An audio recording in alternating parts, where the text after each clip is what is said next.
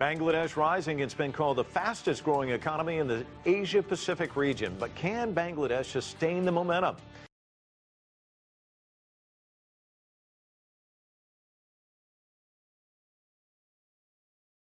Bangladesh is one of the region's most surprising success stories. In a few short decades, the South Asian nation has transformed itself from one of the world's poorest nations to an economic powerhouse. Much of that success can be attributed to the robust manufacturing sector. But the Bangladeshi economic miracle has come at a huge cost to its garment workers. In 2013, a garment factory collapsed in the capital Dhaka, killing more than 1,000 people. Since then, efforts have been made to address workers' rights and safety concerns. I'm delighted that Bangladesh has fulfilled the criteria for graduation from the world's least developed countries.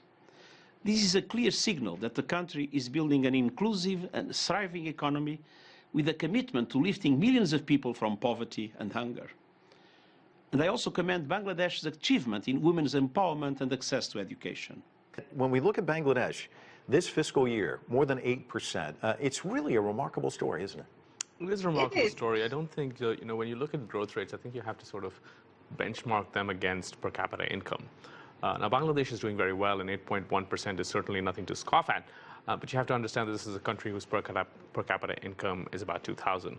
So when we look at growth rates in the West, we tend to say that, well, in the U.S. we'd be really happy if we had 3%. But that's really not how to look at growth rates in a developing country.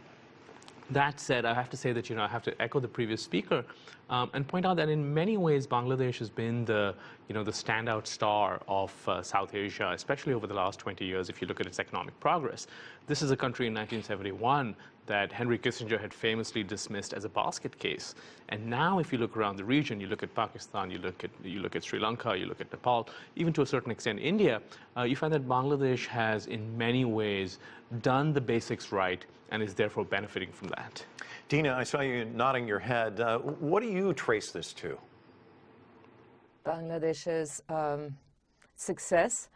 First, I would say that we need to not be quite so surprised that a country can turn itself around after, the devastation of the 1971 war. I think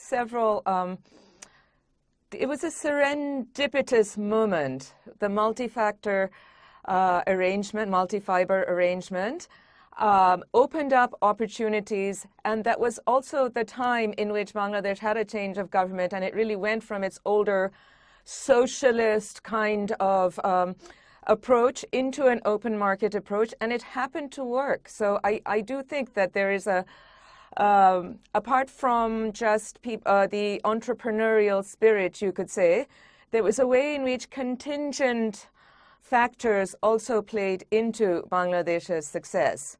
And we also might want to just consider that who has, I was nodding in terms of growth rates, and I was thinking of rates of inequality, and it's interesting to also think about whether or not inequality has increased.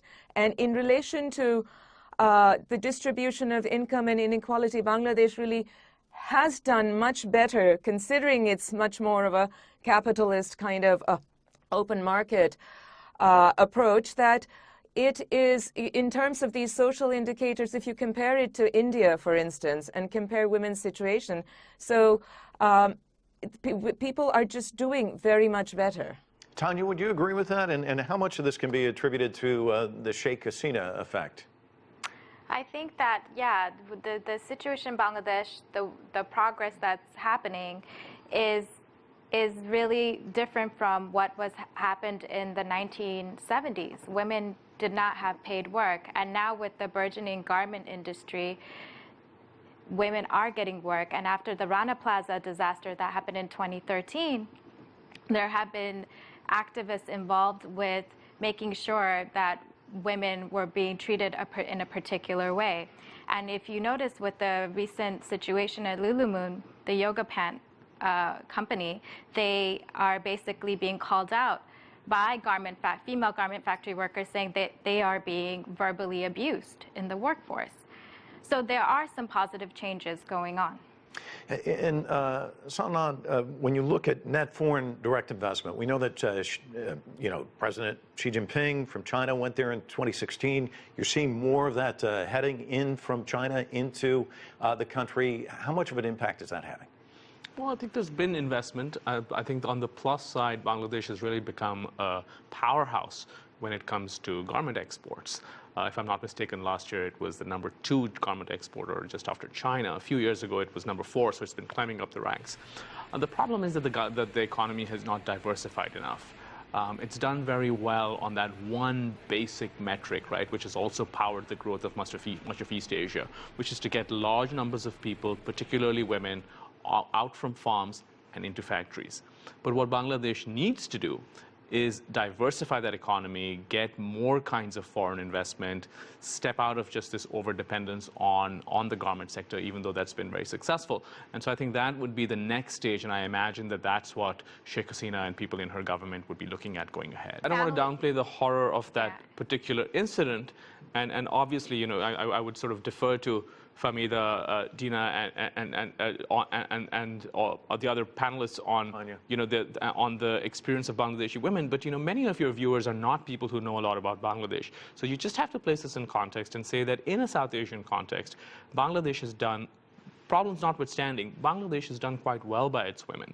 The very fact that this is a country whose polity has been dominated by 2 females, the very fact that Sheikh Hasina as prime minister has been the dominant political figure over the last 10 years, the very fact that we have these 3 brilliant panelists on this show, there are problems, of course, there are problems in every part of South Asia, but I think it would be kind of, unfair to portray Bangladesh to a global audience as sort of uniquely problematic in this regard, when in fact, if you sort of take the larger view, Bangladesh has done extremely well by women. Well, we're going to have to leave it there. We've run out of time, but I want to thank all the panelists. It's been a great discussion. Really appreciate it. And that is this edition of The Heat. I'm Mike Walter in Washington, D.C. Thanks so much for being with us.